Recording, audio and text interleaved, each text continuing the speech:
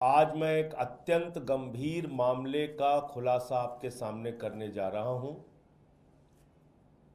और आप जानकर हैरान हो जाएंगे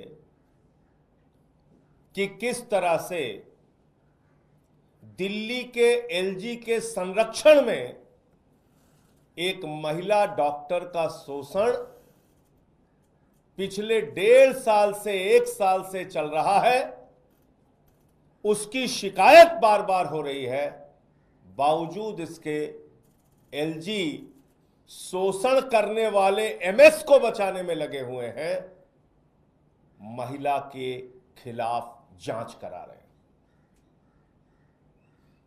यह हैरान करने वाली बात है अपने आप में, और शायद इसीलिए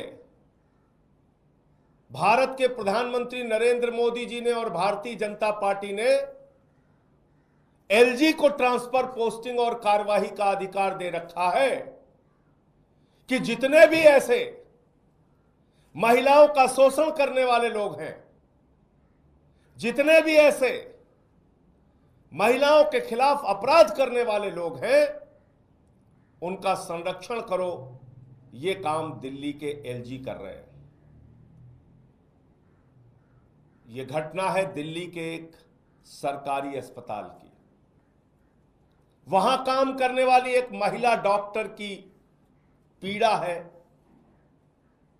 उसके साथ हो रहे सेक्सुअल हैरेसमेंट की एक नहीं अनेक घटनाएं हैं,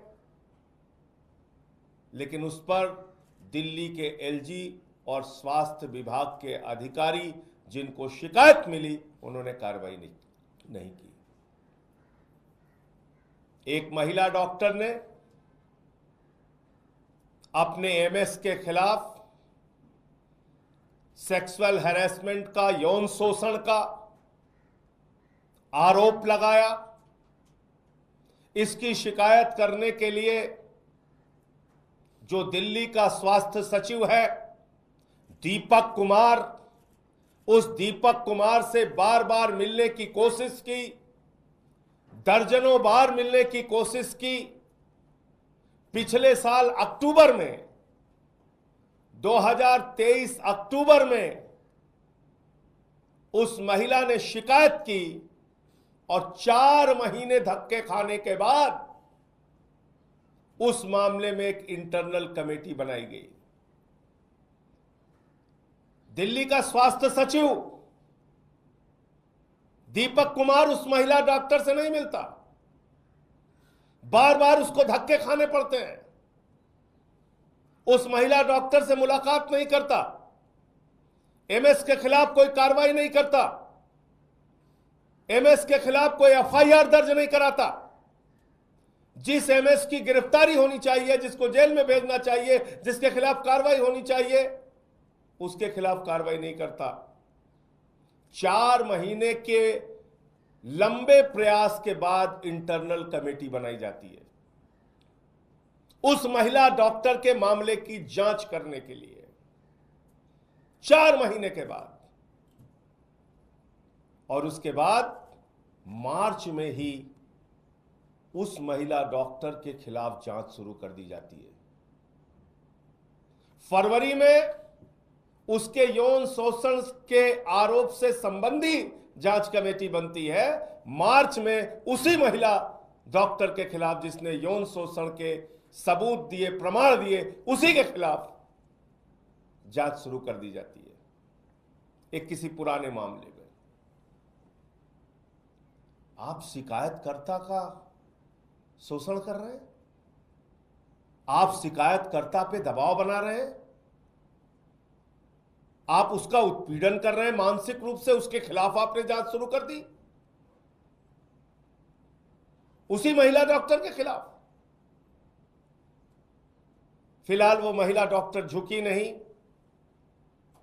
वो अपने आरोपों पर पूरी तरीके से कायम रही। इंटरनल इंक्वायरी कमेटी के सामने सारे सबूत उसने दिए।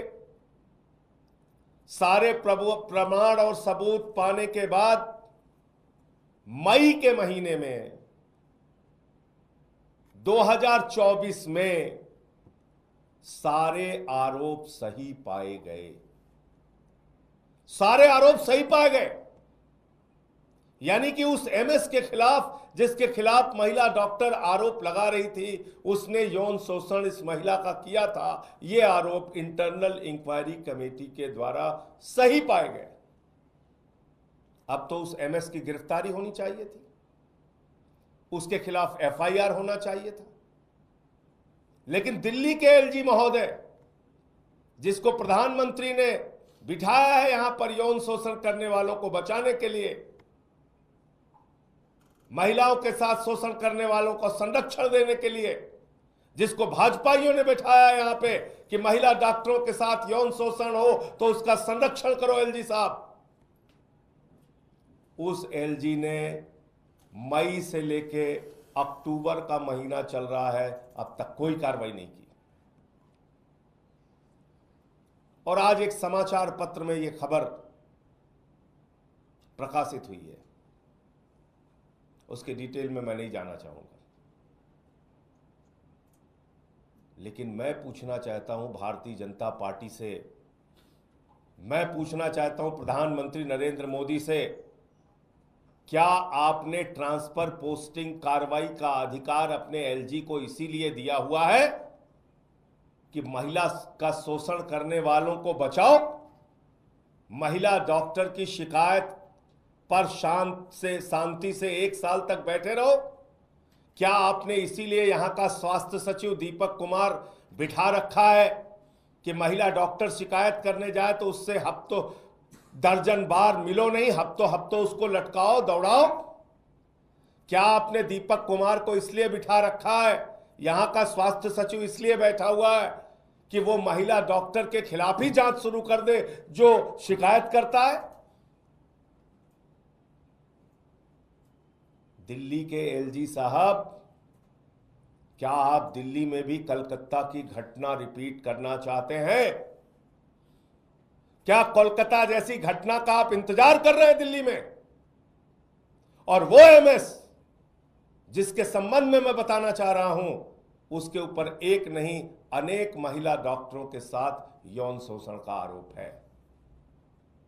ऐसे व्यक्ति को दिल्ली का एलजी बचा रहा है, ऐसे व्यक्ति को दिल्ली का स्वास्थ्य सचिव दीपक कुमार बचा रहा है।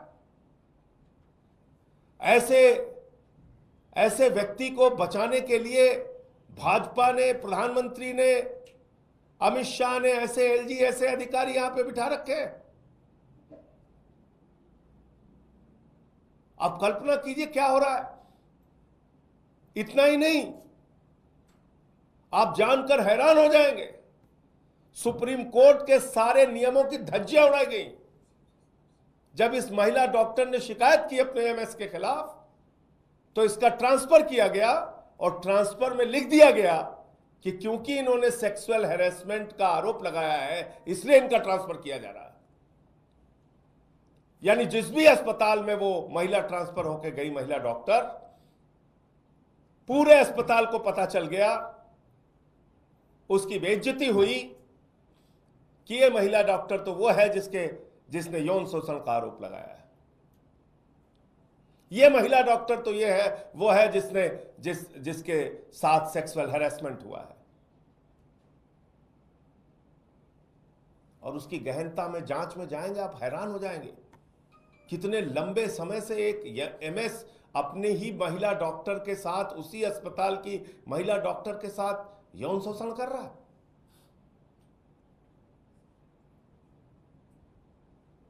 तो इस पूरे मामले में दीपक कुमार के खिलाफ जो स्वास्थ्य सचिव है उसको नौकरी से बर्खास्त किया जाना चाहिए। जो एमएस जिसके ऊपर आरोप लगे हैं और सत्यता पाई गई है, उस एमएस को गिरफ्तार करके जेल में भेजना चाहिए, तत्काल जेल में भेजना चाहिए। और दिल्ली के एलजी को जरा सी भी नैतिकता है तो उनको अपने पद पर रहने का अधिकार नहीं है। आप कोलकाता की घटना दिल्ली में रिपीट करना चाहते हैं? आप महिला डॉक्टरों के शोषण के ऊपर, उनके शोषण के मामले में इस तरह से 1 साल तक खामोश कैसे रहे? इसका जवाब दिल्ली के एलजी को देना चाहिए और भारतीय जनता पार्टी जिसने इस एलजी को बिठाया है, प्रधानमंत्री नरेंद्र मोदी जिसने इस एलजी को बिठाया है, उनको भी जवाब देना चाहिए। मुझे इतनी बात कहनी थी, और आपका कोई प्रश्न हो तो आप पूछ सकते हैं।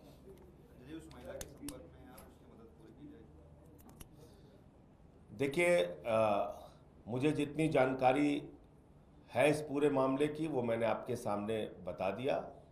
बाकी ऐसे मामलों में किसी का परिचय ओपन नहीं किया जा सकता, तो हम जो भी कार्रवाई हमें अपने स्तर पे करनी है वो हम निश्चित रूप से करेंगे। सर, बीजेपी एलिगेशन लगा रही है कि आम आदमी पार्टी दिल्ली की इकोनॉमी को ज़मीन कर 2024-25 में जो डेफिसिट है वो 7,000। अरे छोड़िए उनके ड्रामेबाजों की बात, आप कहाँ करते हैं। 22 स्टेट है उनके पास, उठा के देखिए, बेड़ा गर्क कर रखा अपने राज्यों का। लाखों लाख करोड़ रुपए के कर्जे उनके राज्यों में।